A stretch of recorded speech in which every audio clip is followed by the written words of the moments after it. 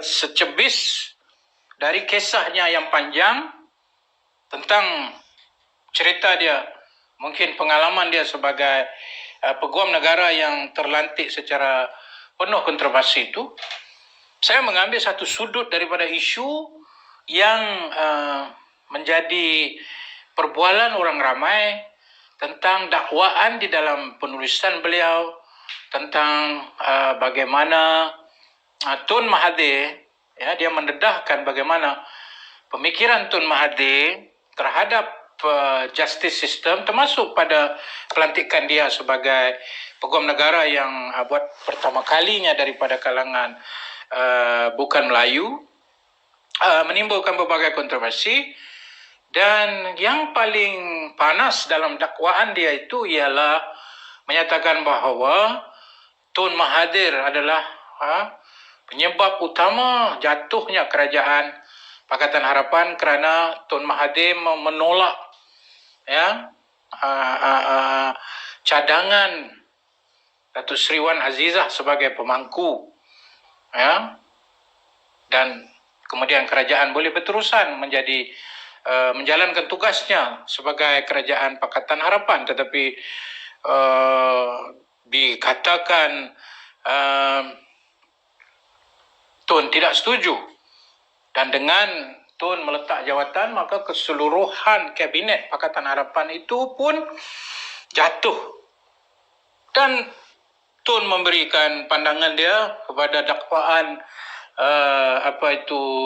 Timmy Thomas itu, maka saya memilih untuk memberi sedikit komen dari apa yang saya tahu sebagai kerajaan waktu itu dan apa yang membawa kepada jatuhnya kerajaan Pakatan Harapan.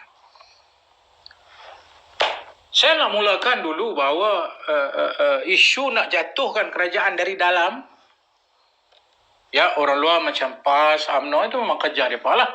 Macam mana kami dulu pun, sekarang pun, kita nak berlumba untuk secara demokrasi, secara politik, secara perlembagaan untuk nak memastikan kita menjadi kerajaan dalam pilihan raya. Itu perkara biasa. Mengkritik dasar, itu perkara biasa. Tapi yang berlaku luar biasa di dalam konteks kerajaan Pakatan Harapan ini ialah berlaku satu gerakan dalaman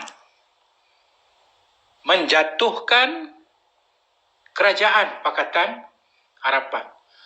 Dan Tun Mahathir memainkan peranan, bukan sekadar beliau tidak tahu apa yang berlaku pada langkah syaratan, beliau tahu apa yang berlaku dan apa yang akan berlaku. Tetapi malangnya sikap untuk mempertahankan mandat rakyat yang dengan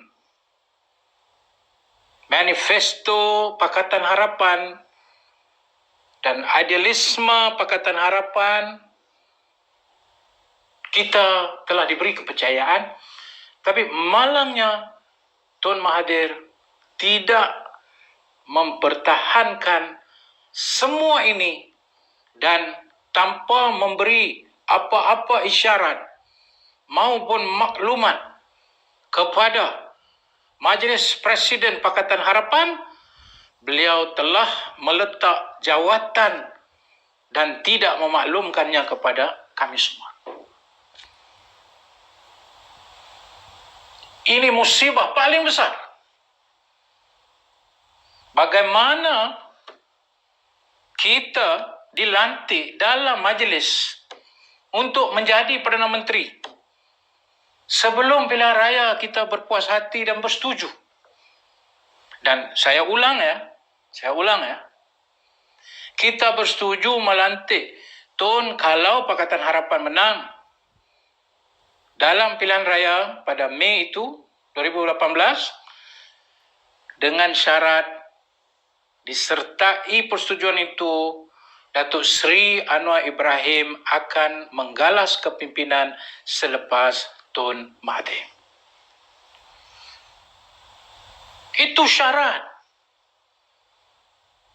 Jadi agak kepelekan sepanjang kita tiba-tiba Allah kurniakan menjadi kerajaan. Agak kepelikan sepanjang itu, ya, masih ada lagi kira-kira tentang tidak mahu Anwar dilantik. Masih lagi ada pada waktu itu, kononnya kita teruskan, tak perlu kita menantik Anwar. Malah ada gerakan yang nak menafikan persetujuan dan perjanjian itu. Bagaimana? Atau Sri Anwar Ibrahim punya jiwa yang besar, saudara-saudara sekalian. Dari penjara dibebaskan tanpa syarat mendapat keampunan daripada Yang-Pertuan Agong. Beliau tidak menyertai kabinet kerana mahu memastikan sebagai backbencher, memastikan usaha reform dan sebagainya, kritikan dan teguran itu dibuat dengan lebih telus sebab dia tak ada apa-apa kepentingan. Isu tabung haji, Sri Anwar Ibrahim sangat prihatin. Antara banyak soalan yang diajukan di parlimen ialah tentang isu tabung haji. Meletakkan saya sebagai menteri pada itu dalam keadaan sentiasa berhati-hati memastikan agenda reform itu berjalan.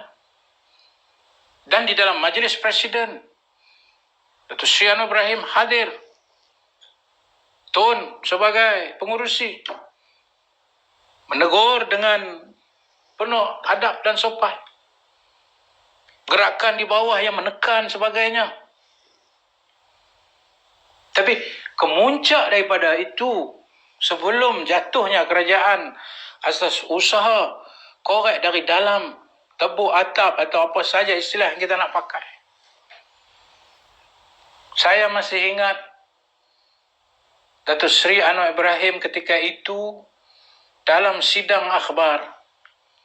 Itu merupakan mesyuarat terakhir Majlis Presiden Pakatan Harapan sebelum jatuh. Bahawa, yang dipimpin oleh Tun, bahawa dia dengan rela hati menyatakan, Tun ambillah masa yang selesa. Bila-bila masa untuk meletak jawatan.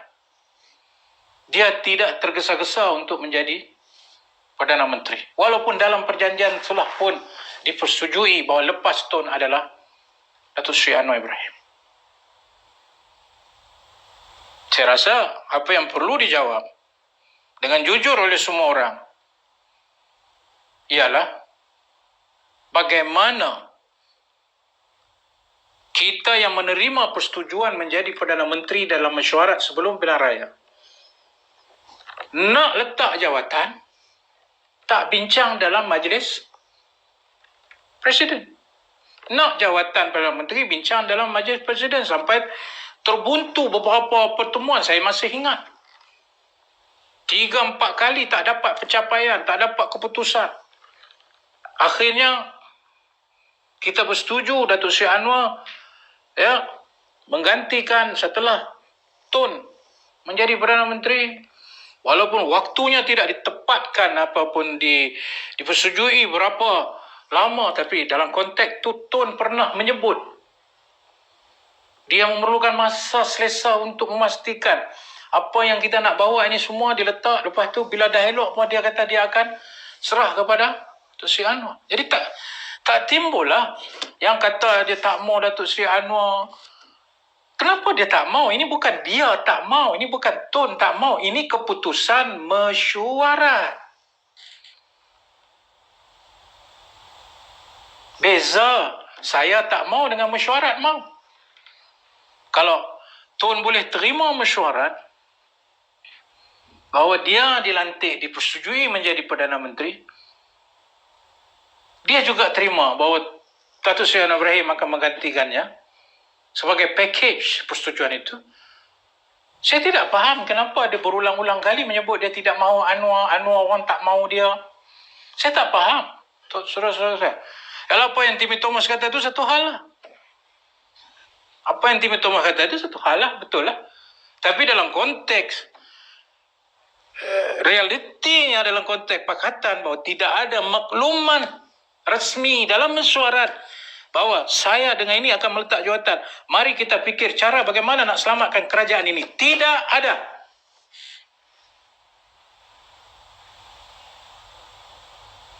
Maka bagaimana orang nak menerima satu jawapan menyatakan dia Tun meletak jawatan kerana sudah tidak cukup sokongan daripada parti dia. Itu parti yang khianat. Kalau dia benar-benar di atas kesetiakawanan, rujuk balik kepada Majlis Presiden dan maklumkan bagaimana kita mengatasi masalah ini, maka tidak akan berlakulah apa kemelut yang sedang kita hadapi pada hari ini. Tapi dia tidak berbuat demikian. Malah pimpinan Pakatan Harapan setelah mendengar apa yang berlaku, itu pun kami dapat dengar pada orang. Surat keluar kata Tun letak jawatan. Kami cek betul atau tidak. Nak jumpa Tun tak mau jumpa. Berapa lama? Datuk Seri Anwar, Saudara Lim Guan Eng, Tuan Haji Mak Sabu tunggu dekat pintu dia nak jumpa. Tuan-tuan, kami lantik dari sudut persetujuan. Bukankah tanggungjawab akhlak anda untuk memaklumkan bahawa saya tidak boleh lagi pegang jawatan ini? Ayuh kita fikir siapa yang boleh. Kita selesai sama kita lah. Yang penting jaga kerajaan ini jangan jatuh. Tapi kenapa? Seolah dia mau kerajaan ini jatuh. Apa perancangan dia? Katanya dia nak buat kerajaan perpaduan lah. Ya, kenapa tidak dibincang? Tak ada, dia cuma bercakap tapi tidak dibawa ke majlis. Apa dia tidak menghormati Majlis Presiden yang dengan Majlis Presiden itulah yang telah memutuskan dan mengangkat beliau sebagai Perdana Menteri atas mandat rakyat bagi Alhamdulillahirabbil alamin. Jadi apa yang Timmy Thomas kata tentang itu, kalaupun saya tak baca menyeluruh, tapi dalam konteks pengalaman yang saya lalui, ya, perletakan jawatan Tun Mahathir itulah menyebabkan jatuhnya Kerajaan Pakatan Harapan. Kemudian Tun menjawab, memberi alasan kononnya dia menyatakan Pakatan Harapan tidak sokong dia menjadi Perdana Menteri. Jangan bawa cerita yang miss dia punya cerita sebelum tu. Ya. Bagaimana kami nak sokong dia kalau dia tak bawa ke mesyuarat? Nak buat mesyuarat pun tak mau. Seolah-olah dia nak tengok biar jatuh. Ataupun apa ada dalam kepala dia, kemudian dia ada buat itu buat ini, tapi akhirnya makan diri balik. Dan harga yang dibayar oleh kami yang mendapat mandat rakyat disokong kerana usaha yang kita nak buat, nak baiki keadaan, nak baiki institutional reform yang kita perjuangkan, termasuk kita dah berjaya buat di bawah bidang saya, tabung haji dan sebagainya. Kita dah buat semua itu, kita buat itu, kita janjikan kepada rakyat. Dan bila kita dah buat semua itu, tiba-tiba seolah-olah Tun Mahathir tak ada dalam kepala dia semua itu. Tak ada dia nak buat ini semua elok, melainkan dia nak mencapai apa saja hasrat dia. Nak buat kerajaan perpaduan lah, nak panggil semua orang duduk sebuah kerajaan yang tak ada apa politik lah. Bukan itu caranya. Sehingga sudah tentulah musuh-musuh politik pembelok dari dalam ini melihat ini satu peluang yang baik untuk ngap, dan kemudian saya tidak menyalahkan UMNO maupun PAS kerana mereka adalah oportunis. Seperti mana semua orang politik adalah oportunis dalam konteks dia melihat di mana dia boleh mengambil peluang. Tapi langkah ini siapa yang mula semua? Jadi saya tidak ada lebih dari menyatakan satu poin saya, tidak ada perbincangan dari Tun untuk berbincang dalam Majlis Presiden Pakatan, menyatakan apa sahaja yang berlaku dalam parti dia, yang dia bertanggungjawab untuk memaklumkan kepada Majlis Presiden kepada dia adalah Presiden. Dia adalah pengurusi. Dia tak boleh kata bila parti dia dah tak sokong dia, maka dia pun letak jawatan. Saya rasa itu satu alasan yang tidak betul. Mana mungkin seorang itu nak letak jawatan hanya kerana parti dia tu dah tak percaya kat dia. Parti dia satu hal, tapi dalam konteks Majlis Pakatan, Presiden Pakatan, dia adalah pengurusi. Di mana tanggungjawab dia di situ? Jadi, saudara-saudara sekalian, let's move on. Kenapa kita masih nak mempertahankan perkara-perkara yang kita rasa itu satu perkara yang reality? Inilah yang hari ini kita jadi suasana kita nak selesai masalah ni macam-macam yang kita sudah terpaksa hadapi. Saudara-saudara sekalian, Timmy Thomas mungkin mencatat sesuatu dalam perspektif beliau. Saya memberi komen dalam perspektif saya apabila orang berkata dan cuba mempertahankan. Saya menyatakan bahawa satu perkara yang paling basic seorang Perdana Menteri yang dilantik melalui gabungan parti yang telah memenangkan dia ialah merujuk kepada parti dan majlis itu dulu. Tapi ini tidak berlaku. Maka soalan kenapa tidak berlaku? Anda buatlah komen anda sendiri. Sengaja dia buat begitu atau apa? Anda buatlah komen. Saya tak mau pergi jauh lebih pada itu. Yang kedua, oleh kerana tidak ada pemakluman ataupun perbincangan bagaimana yang saya yakin kalau dibuat dengan betul perbincangannya, kami masih mampu menyelamatkan kerajaan mandat rakyat Pakatan Harapan pada awal tahun 2020. Kami masih mampu menyelamatkan keadaan. Tapi apabila ditinggalkan begitu saja, pintu dia keluar, lepas tu dia tak kunci, maka sudah tentulah orang masuk rumah untuk mengambil alih. Dan itulah proses yang rakyat terpaksa lalui. Hanya kerana seorang manusia dengan satu langkah yang paling mudah, iaitu berbincang, pun dia tak mampu lakukan. Ini meninggalkan kita berbagai persepsi dan persoalan. Apa? Kenapa? Why? Ya, inilah yang menyebabkan keadaan jadi lebih buruk. Tidak ada apa-apa kepentingan dalam hal ini. Saya menghormati Tun sebagai seorang negarawan yang besar namanya berbanding dengan semua kita sebagai seorang negarawan. Tapi fakta tetap fakta. Dan soal apakah kita merasa marah atau kesal, saya sebagai seorang Muslim kembali kepada la haula wa la quwata illa billah. Saya kembali kepada Allah Subhanahu Wa Taala. Dan saya berusaha sepanjang masa ini, satu, menjelaskan keadaan sebenar. Dan sudah tentu yang lebih penting ialah kita tinggalkan masalah individu-individu ini kepada satu benda yang besar yang kita nak lakukan. Dan siapa saja individu yang boleh membawa kita ke arah itu, macam saya selalu sebut, sosok tubuh Datuk Seri Anwar Ibrahim yang datang dari susur galur perjuangan reformasi dan telah membuktikan dirinya itu menjadi mangsa kepada prinsip yang dia pegang, maka di atas pembuktian itulah kita merasakan benda besar yang kita nak buat, nak pulih negara, nak sembuh demokrasi. Maka Datuk Seri Anwar Ibrahim dengan pemikiran, pembuktian, testimonial dan keyakinan beliau kepada pemulihan negara, semua negara itu, kita harus berada dalam cita-cita itu. Berbanding dengan mana susuk tubuh yang lain yang cuba digembar-gemburkan kononnya, hingga saat ini saya belum meyakini dan mereka belum membuktikan. Dan apa yang berlaku kepada Tun selama 22 bulan itu sendiri, dalam konteks apa sebenarnya yang nak dibawa?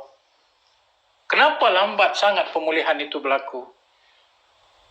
Itu persoalan yang mungkin akan dikarang oleh orang-orang lain ketika mereka menulis tentang sejarah politik tanah air kita. Saudara-saudara sekalian,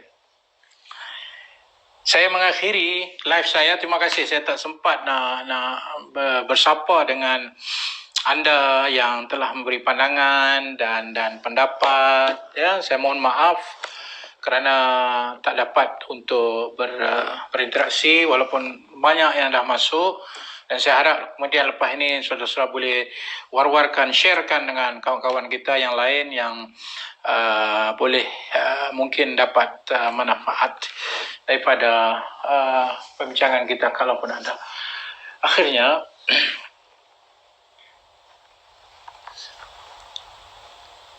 kita mengakui bahawa kelemahan ini yang ada di depan kita perlu diatasi dan ditangani.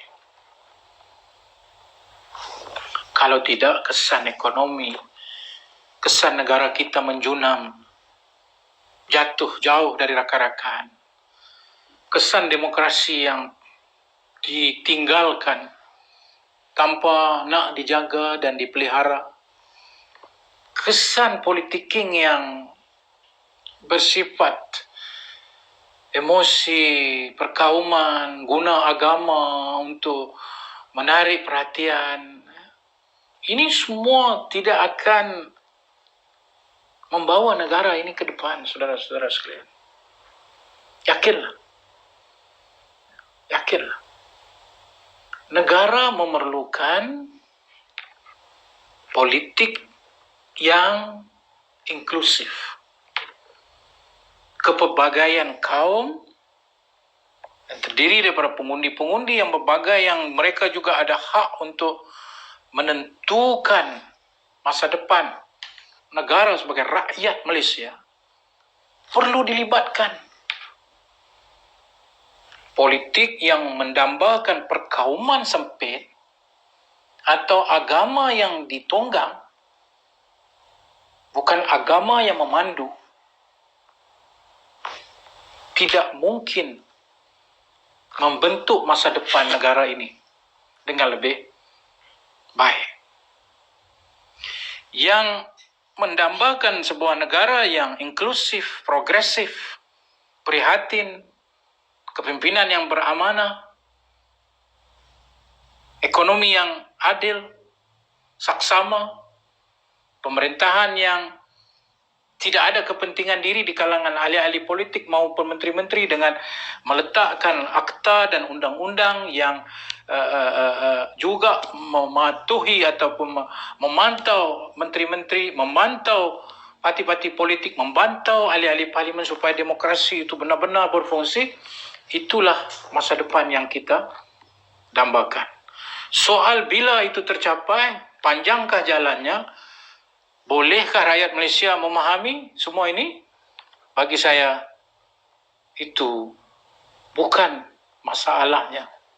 Soalnya, apakah rakyat bersedia mempercepatkan proses ini lagi cepat, lagi baik, dengan ambil kesempatan reality krisis yang ada ini sebagai peluang untuk kita baiki, peluang untuk kita kembalikan kepercayaan rakyat kepada pemerintah, institusi politik, peluang parlimen berfungsi dengan lebih berkesan dalam semak imbang.